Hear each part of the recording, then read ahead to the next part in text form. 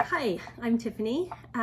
One of the fun things about my mom is all the little sayings she had. So many of these sayings are part of my childhood and are now tied to memories that my kids have of their childhoods as well.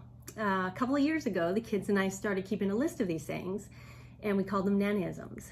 And it's been really fun to remember some of them and just think about my mom's character and her personality and just all the fun memories we have associated with these little sayings. But one of the ones that always makes me smile is, we'll be there with bells on. Family was so important to my mom, and one of the gifts that she gave me was her unconditional support. Whenever my brothers and I would do any sporting activity, concerts, you name it, whatever we were involved in, she would be there. We would hear her hollering and hooping in the stands, and we always knew that she was there. I remember one time, it was a basketball, I was in high school, it was an away game. Stuart was playing basketball, I think it was in Miles City. And I was listening to the game on the radio. My parents drove down, I couldn't be there for it, but just listening to the game on the radio, the announcers were just going through play by play, and all of a sudden I hear this loud whooping, hollering cheer of support in the background. I was like, yeah, there's Mom. Even over the radio, you could hear her supporting us from the stands. Over the years, whenever I would talk to my parents on the phone, we'd be chatting and I would let them know about Eli's game or Emerson's concert or whatever the case may be. My mom would say, just let me know when and where, and we'll be there with bells on. So even 500 miles away, she was ready to jump in the car and drive there no matter what. And that's the thing about my mom. Come hell or high water, she was going to be there. And you know what? She was. She was always there for us. Mom, you were always there for me. I love you. And I'm going to miss having coffee with you.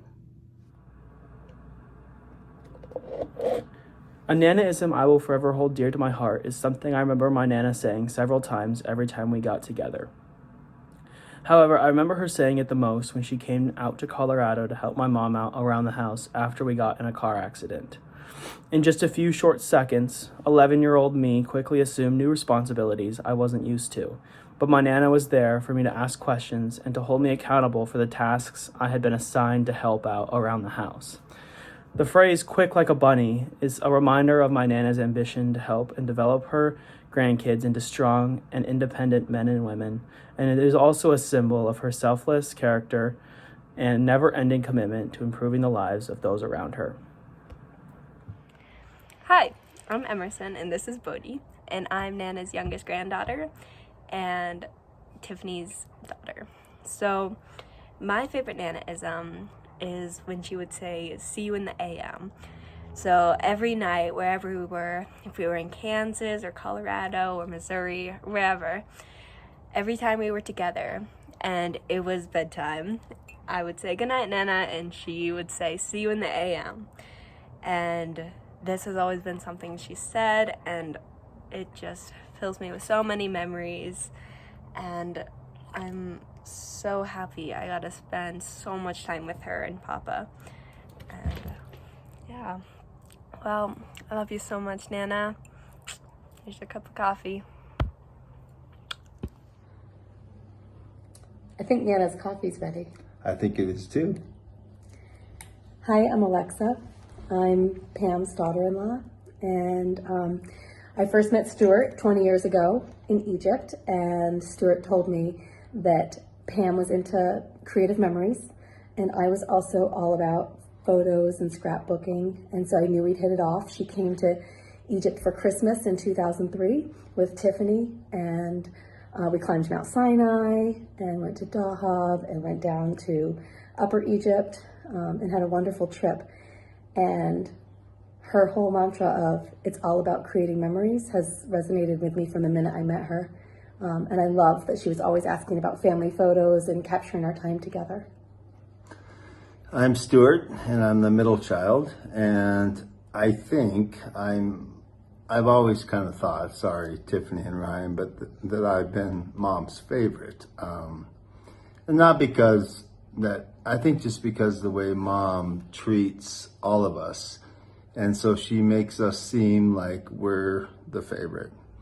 And so some of the Nana-isms I remember are one that is like hell in a handbasket. And I think for me, it's that I think that was meant for me, like the black sheep of the family, the middle child, the one that always got in trouble and pushed the boundaries. And I think Mom was always there to buffer those things. Like, here, Stuart, there's extra money in my purse. Go ahead and take it. Don't tell your dad. Or I snuck out at night and I pushed the truck up the driveway and your dad's sleeping. And when I got home at 2-3 o'clock in the morning, my mom was there to greet me. Are you okay? Yes, I am. Thank you, Mom. Don't tell Dad. Yes. So these are things that Nana-isms about my mom. I mean, there are millions of things I think about my mom, but another one is, oh, for God's sakes. And I think, oh, for God's sakes was meant for me personally, because what I would do without thinking or not thinking, or something that I would do and Mom would have to clean up, would be, oh, for God's sake, Stuart, what were you thinking? Or, oh, for God's sake, what's going on? That sort of thing. So whether it's breaking rules in the house or pushing boundaries, that was probably me. I mean, my sister, Tiffany, God bless her heart, she was the golden child, and as rightfully so, my brother being the baby of the family, and me being the one that would break all the rules and try to push the boundaries and stuff. And Nana would always be there to support me. This idea of it is what it is, I think really resonates with me, because my whole life, she's been there for me, and yeah, it's been great. And I love her very, very much. We love you, Nana, and we miss you, and we can't wait to have coffee All together right, with you again. Nana, I will get your coffee out of the microwave. My name is Bella. I'm one of Nana's granddaughters. A Nana-ism, or something that reminds me of my Nana, is when she always used to say, "It is what it is, and that life is a blessing." And especially in recent times, that has really helped me get through some struggles, both personally and in school. So, Nana, I love you, and I want you to know that you'll always be right here and in here. Cheers. I love you, Nana. Hi, I'm Sophie, one of Nana's granddaughters. And a Nana-ism that I really remember is, and I think is particularly funny, is it's hotter than blue blazes out here. One of the reasons why I always thought it was funny was because she was always cold, and she would always bring a sweater everywhere we went. But then occasionally you'd hear her say, "Oh, it's hotter than blue blazes out here." And we'd all just get a chuckle out of that. I'm always gonna love my Nana, and I'm gonna miss her a lot, but I know that she's out there and she's still watching over us. So I love you, Nana. Cheers. Hello there, I'm Ryan, Pam and Gord's youngest son. Growing up in Montana, those were some of my very favorite memories. My mom, she would have so many sayings it was hard to keep track. We have now called them Nana-isms. One example was quick like a bunny. She would say that when she wanted us to hurry up. Another example was, for Pete's sake. She would say this when she was frustrated with probably my brother or myself. We were not perfect angels. My favorite was, watch your P's and Q's, Buster. She would say this when we were getting out of line, getting lippy, or just being ornery. I don't remember her punishment being too severe, so that was good on us. We love and miss you, Mom, but know that you will always be with us in our hearts and minds. Cheers, Nana. A Nana-ism that comes to mind when I think about my mother-in-law, Pam Schmid, is how she always said, it's all about creating memories. Pam literally did that through her career with Creative Memories, taking pictures, creating scrapbooks for us all to look at and remember all the fun times we've had together. She also would insist that as a family, we would get together in the summer to spend time together as a family, have fun, whether that was in Kansas, Colorado, Missouri. The most important thing was that we were together as a family. One of my first memories of Pam is when she would travel to McPherson, Kansas to watch Ryan and I play basketball for Mac College. She was always hooping and hollering in the stands. After the game, she would slip me a $20 bill and say, "Don't tell Gordon," and go have fun with Ryan. Those are all wonderful memories. I have so many more, but like Pam said, it's all about creating memories. Thanks, Pam. I love you. I miss you. Cheers. Hey guys, I'm Hayes. My favorite Nana-ism is "for Pete's sake." That was the most memorable one for me that I remember growing up, so yeah, love you, Nana. Hi, my name's Ella, and I'm the granddaughter of Pam Schmid, also known as Nana. When I think about Nana, I just think of how sweet her soul was, how caring and how giving she was. I always looked forward to going to Papa and Nana's house in the summer to meet up with my cousins, my aunt and uncles. It's just always a fun time wherever we were. It didn't matter if we were in Colorado or Topeka. It was just a really fun time, and I enjoyed it.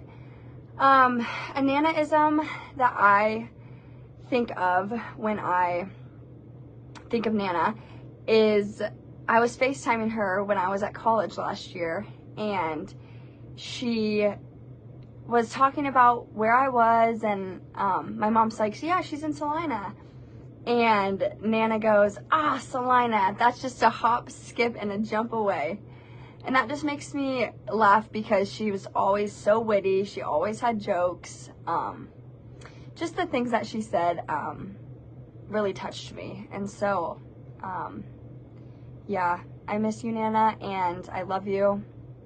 And I can't wait for the day that we meet again. Coffee with Pam.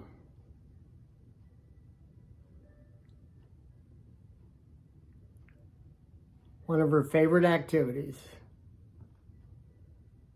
And regardless of the conversation, eventually she would make the statement, "It is what it is." I'm going to really miss her.